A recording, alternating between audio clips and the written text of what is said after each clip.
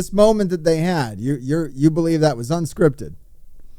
I don't know. I don't know if it was.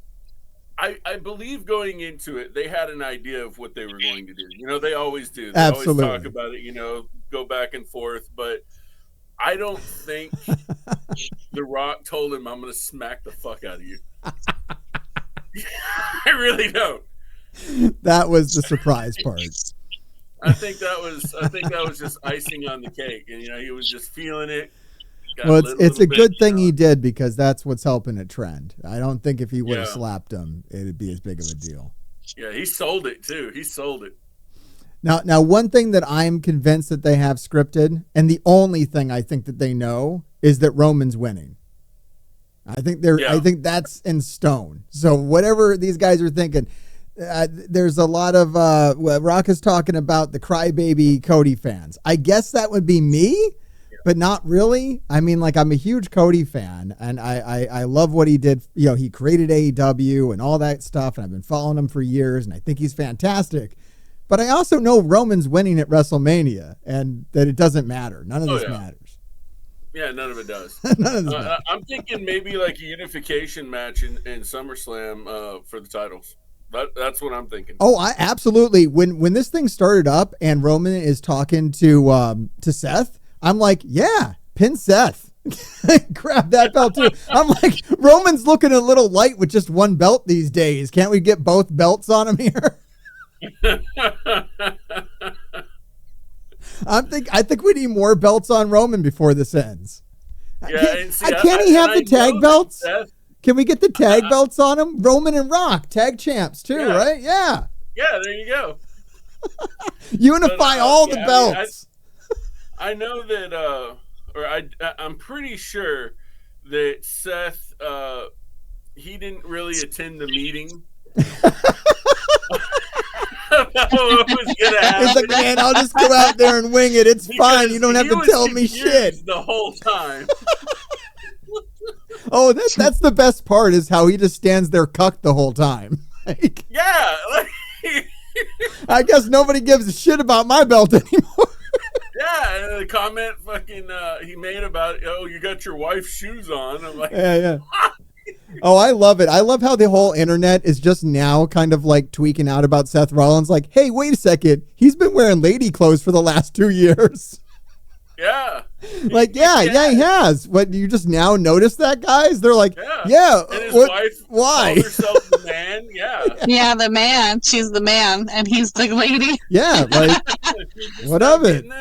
He seems very comfortable that way. It doesn't seem to bother him, but I find it's hilarious. It's become now a talking point. I'm like, this has been going on for like 2 years, guys. Yeah. I think the way he dresses is quite funny. It's amazing. I mean, if you can, like, I mean, it's just what's been going on in wrestling for like ever, basically. There's always a guy that's just like fabulous. Yeah, that's what happens when you grow up in He's the Podunk, fabulous Iowa. guy. I always wanted to be the fabulous guy. I don't dress enough fabulous for my own taste. Bo Dallas was kind of fabulous for a while. I was a Bo Lever. You were talking old school NXT now. I love it. Dude, I'm totally a Bo Lever. I'm a Bo Lever. I believe that he's going to come back someday, maybe. Yeah, man. The Rotundas, Anything's man, possible. They're a powerhouse family. I mean, maybe they're just waiting for enough time to pass that it won't seem tacky. They should do it, though. They should bring Bo back. Everybody. You know what I think would be cool is if they brought Bo back as bring him back as Uncle Howdy, or bring him back as whatever the hell he wants to be. The rabbit, I don't know, whatever, fat pig, I don't give a shit. Whatever one of those fucking characters he wants to be. I mean, just let him do what he wants. The crowd support's going to be through the roof. If Bo is back and it's known that he's doing whatever the fuck he wants to do, everyone's just going to love whatever the shit he does. It'll actually go over better than Bray Wyatt. Because Bray Wyatt was getting people like looking at him like, I don't know about this Mountain Dew match, man. This is kind of weird.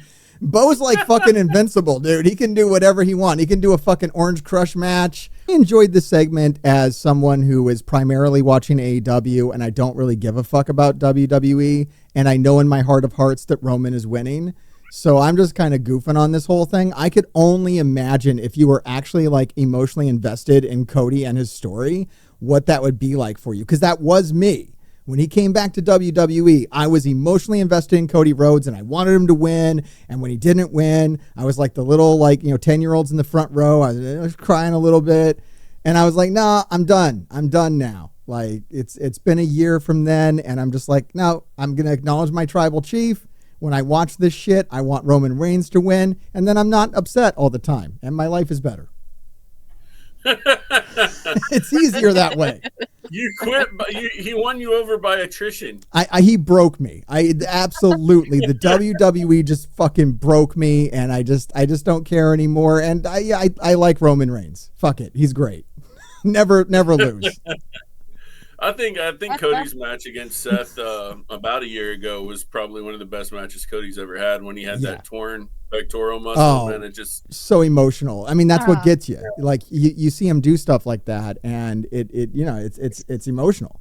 And his return at the Royal Rumble, and even leading up to the match, but you could tell something was off when he walked down the ramp at that WrestleMania in Hollywood. Yeah. You could tell like some shit was about to go down. He was real somber walking up to -1 and Huber's wife. It looked like he was delivering some bad news, man. He's like, shit's about to go down. Look, I know you're here to cheer me on. I'm about to be late. I'm about to be face down in the middle of this ring with the fucking rubber chicken thrown at me. You don't even know. That was one of the worst injuries that I've seen, was that ripped pectoral muscle, Cody's. Oh my God. It was hard to look at. That was rough. You know, CM Punk wanted a bit of that. CM Punk, he's got that torn. He was like, Drew, you got to fucking stomp on my arm. I want to be like Cody, dude. I want to be fucking hard like Cody.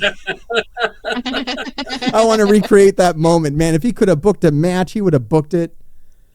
He's so upset. But he was like, Drew, you got to stomp on my arm, dude. I got to be hard like Cody, man. People love that shit.